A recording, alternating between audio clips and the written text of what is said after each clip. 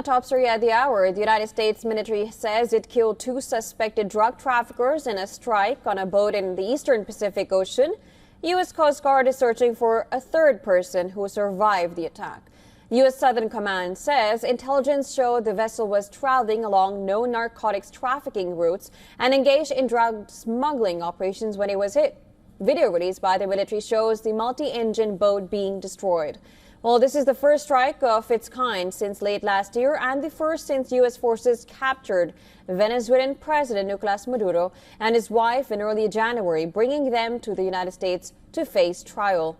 The operation is part of a campaign launched by the Trump administration in September targeting alleged drug boats. Well, till date, U.S. forces have carried out 36 known strikes on suspected drug smuggling vessels in waters, killing at least 117 people. This is according to the U.S. military and White House announcements. Most of these strikes have taken place in the Caribbean Sea. Officials have framed the campaign as a fight against narco-terrorists operating out of Venezuela. However, the United States has not provided conclusive evidence that the vessels were involved in drug trafficking, prompting questions about the legality of the strikes. Meanwhile, Venezuela's interim president, Delcy Rodriguez, said that over 600 inmates have been released. That is far more than estimated by rights groups who are demanding the liberation of all political prisoners.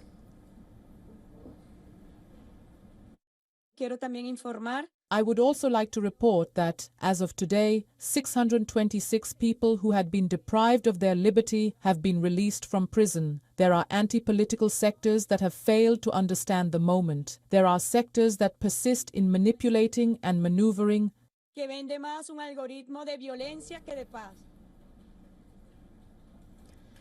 The move follows the U.S. military ouster of Maduro, after which the government pledged to free a large number of Maduro opponents. Foro Penal, a leading Venezuelan rights group, said it had counted 155 political prisoners released, mostly since Maduro's overthrow, and estimated that over 700 people were still being held.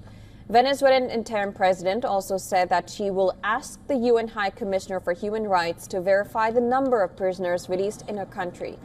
The families of 2 Argentines detained in Venezuela appealed to the Vatican to intervene, urging it to help speed the release of their loved ones. I think all the paperwork we can do is important, even if it's, I don't know, a letter or an intermediation. And before the Apostolic Nunciature from here in Buenos Aires, I think it has been important for us to be listened to. These liberations, drip-fed like a dropper, wear out the families as they create the illusions that they will get out soon, but they haven't got free yet. For example, in the case of Nahuel Agustin, who has been for 401 days in forced disappearance in Venezuela.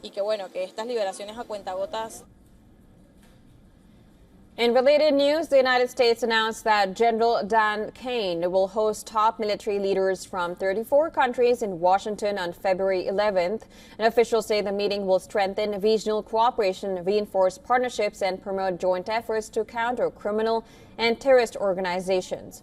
Venezuela's government leadership marched on Friday with supporters in Caracas to commemorate the anniversary of a 1958 popular uprising that overthrew military dictator Marcos Pérez Jiménez.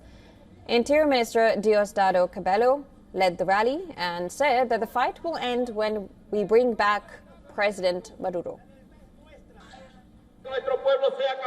Let's make our people capable of being in the street. Let's make our people capable of joining the fight, as the fight will end when we bring Nicolas Maduro and Cilia Flores back with their people. To the comrade Delcy Rodriguez, we must constantly, permanently support her, as she's been at the forefront putting the face.